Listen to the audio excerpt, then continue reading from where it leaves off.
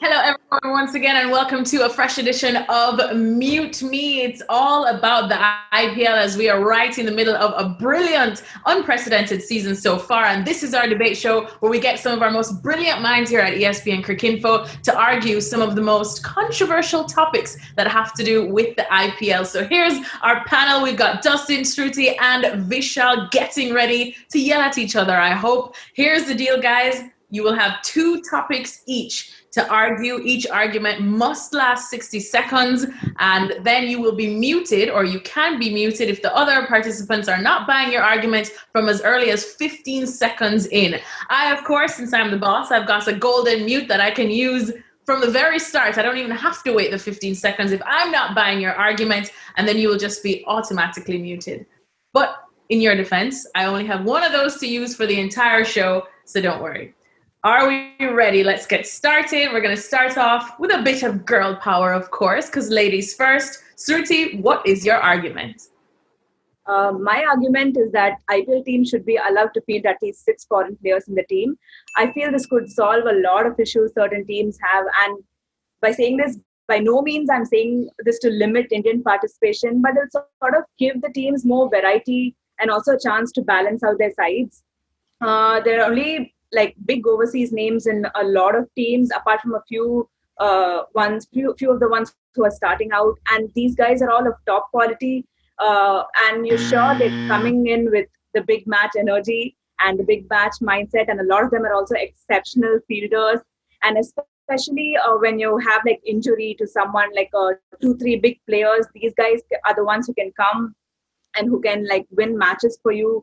And if there's a situation where you're forced to push an inexperienced player out, and these are the guys who can come in and, sort of help you win matches. I think we saw it even in the champion. Oh my goodness, with 10 seconds to go, Sruthi has been double muted. Vishal, let's go to you first because you are the one shaking your head from earlier on. Yeah, I completely disagree with that. There's a reason that the limit was kept to 4 overseas players, because it's the Indian Premier League. It's to encourage as much Indian participation as possible, whether it's from under 19 or A players. We've seen Devdutt Padikkal, who's played for India A team. We've seen Ravi Bishnoi, a lot of under 19 players who we see every year who need to be encouraged more and more. And that's why it's the Indian Premier League. The argument ends there. Dustin? I just muted Sruthi because in the end it seemed like she was repeating herself and kind of wanted to be muted. So I did it out of mercy. But I especially agree with the point that we need better fielders in the Indian Premier League. And if that means having some of the overseas players in, then yes, please, because we don't want to see, I think it's 30% drop catches this season. It's quite embarrassing. Fair play. We'll leave it at that then. All right. Thanks so much, Sruthi. Up next, let's go to Dustin. Dustin, what is your argument? My argument is that the Indian Premier League will eventually be a year-round tournament with just windows for international cricket. Listen, we live in a world in which money talks, right? Right now, the Indian Premier League is the hottest property in cricket. The broadcast rights for the league is higher than any international series. It's almost as much as the World Cup. People watch the IPL auction more than they do many bilateral series. So eventually, I think it's just going to happen that this league is going to be throughout the year. You'll have your windows, obviously, for the World Cup and for important series like the Ashes. But there will have to be some casualties, among them the social lives of people at cricket.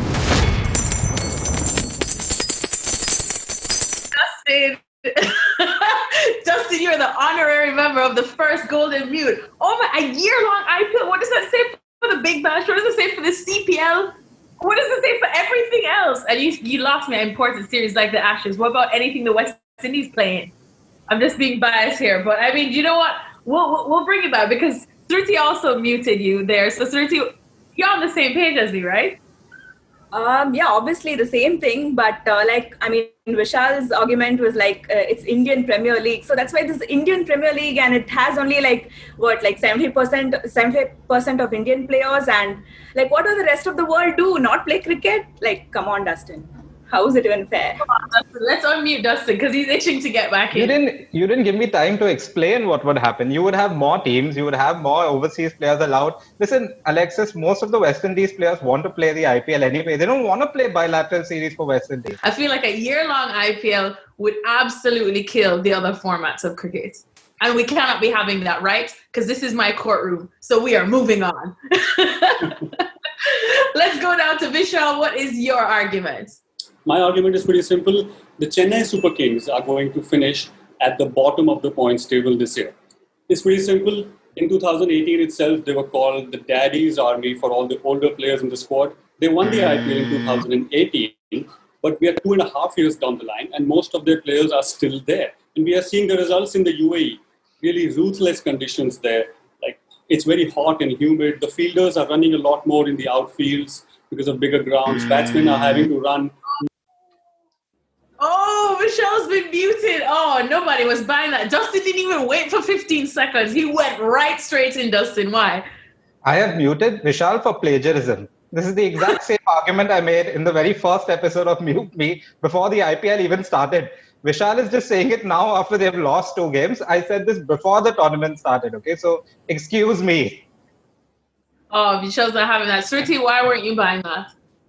I mean, come on, like time and again, people have always said this at the beginning of every season, but it's never been the case. They've always gone to the top. And so that is the main reason why. And I actually want to give Vishal some time to explain, like, okay, fine. I was like, okay, let me just wait and see what he says differently. But no, Vishal, it's not happening. Wow. Sorry, CSK fans, if you're tuning into this episode. It's definitely not going to make for pretty watching for this one. All right, so we've had one argument each. Time to make our second arguments. Back to you, Sruthi. What is your next argument? So my next argument is that AB de Villiers is still the best T20 batsman in the world. Of course, he's the T20 legend in the true sense, who can hit some ball one, give him any situation and he'll do that for you. And there's this word being, thrown like, rusty and stuff, but is ABD ever rusty? Like, can this guy ever fall into that category? No. He's a world-class player and he has like these rare failures and, he's not someone who's going to come up and say, okay, you know what, I'm going to be the anchor today and stuff. He's never going to be the anchor. He's going to hit from ball one. And he's been proving this again, like ever since his retirement. He's played in he's played in so many T20 leagues and then he's been striking at 170, 180 in all those leagues, like take it, like be it IPL, MSL or PSL, BBL or even the T20 Blast last year. He was like amazing out there. He was striking at 180. So I think he's definitely still the best T20 batsman in the world. Like, I have a lot of respect for all the other ones, all the young ones, but guys, you're no match to this fellow. Ooh, look at that. She went 60 seconds completely unscathed. The boys did not even dare to challenge that. So fair play, guys. Are we just all aboard the AB wagon? Yeah, initially for a bit I felt like muting her after the 15-second mark, but then I thought, recently we saw AB de Villiers take on Jasprit Bumrah when most of the other RCB batsmen, especially Virat Kohli, could not score much. And then I thought in the super over as well, he took the responsibility, even though they were chasing 7 or 8 odd runs. So it's slightly arguable, and I just gave it to her. I think the year 3000 will come and AB de Villiers probably, if he's still going, he'd still be batting and still be batting like that. Let's move on now. Dustin, what is your second argument? My second argument is that Ricky Ponting is the best coach in the history of the IPL. Okay, now I know that when you talk about the best coach in the history of the IPL, most people think either Stephen Fleming because he's won 3 IPLs or Trevor Bayliss because he's won 2. But here's the thing, both those guys had one thing. They had a very experienced captain alongside them. Whereas Ricky Ponting is someone who actually grooms captains. In 2013, he actually stepped down as captain so that Rohit Sharma could take over. And Rohit himself has said since that AB was pretty much like, Ponting rather, was pretty much like a player come coach in that season. Then in 2015, he takes over as the full-time coach, wins the season. And then look at what he's done with Delhi Capitals. This is one of the most trolled teams in the IPL, hadn't reached the playoffs since 2012. In just 2 seasons, he gets them to the playoffs. And this year, it looks like they're actual contenders for the title. And he's someone who Rohit Sharma himself says is a master of man management. He's a master of tactics. I know there's this video going around of Rahul Tewatia and him in the dressing room. But just remember that he created that atmosphere where Rahul Tewatia could actually talk to him. Oh, there we go. Wow, he was still going as well unscathed. So 2 people have gone unscathed in this round and nobody dared. So is Ricky Ponting the GOAT? I think I pretty much agree with him, although Mahila Jayawardene's name came to my mind and Bayliss he himself mentioned. But yeah, Ricky Ponting, the way he handled Mumbai Indians, and Actually, a couple of seasons ago, I saw Ricky Ponting at the nets for Delhi Capitals. They were daredevils at that time. And he just seems like the man in charge. It doesn't matter who the captain is, what's happening, where. In each of the 4-5 nets where the players were practicing, he was just the boss. And it shows in the results as well.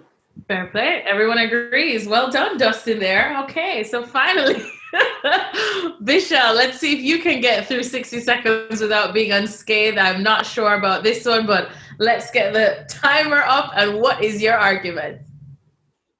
My argument is that Kings 11 Punjab, who have never won the IPL, are going to win it this time. And the arguments are that, let's start from the top. KL Rahul, the classy batsman, opening the batting with his old friend Mayank Agarwal. Both are in form.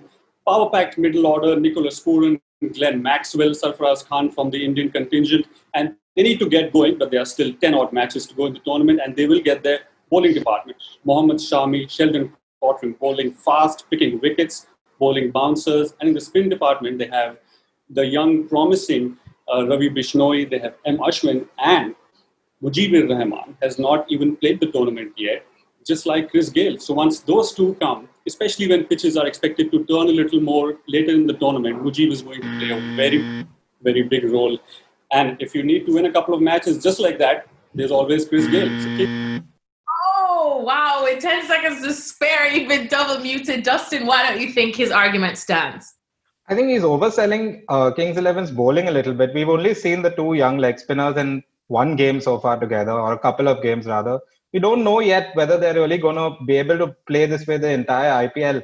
And on paper, before the tournament, no one was looking at Kings 11 as a potential threat for the title. So I think it's just very early and a little bit reactionary to say suddenly that they are among the contenders.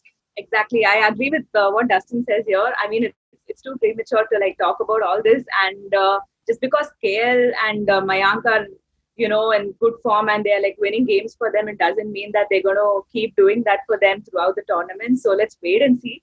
So, yeah. All right. Thank you, all of you guys, for your arguments. I'm deliberating with my producer, and we have a winner for this edition of Mute Me, and it is none other than the woman who defended AB de Villiers better than his own mother could, Sruthi. You are the winner for your brilliant argument on AB de Villiers, so much so that Dustin even started talking about AB when he was trying to talk about Ricky Ponting. So that just shows how deep your argument got into his veins. Love some of that. AB thanks you. And we all thank you for your brilliant argument. Thank you so much to Sruthi, Dustin, and to Vishal. Thanks to everybody for watching this edition of Mute Me. Please keep it here on ESPN Cricinfo, because we will be here all IPL season long with some more feisty arguments on Mute Me.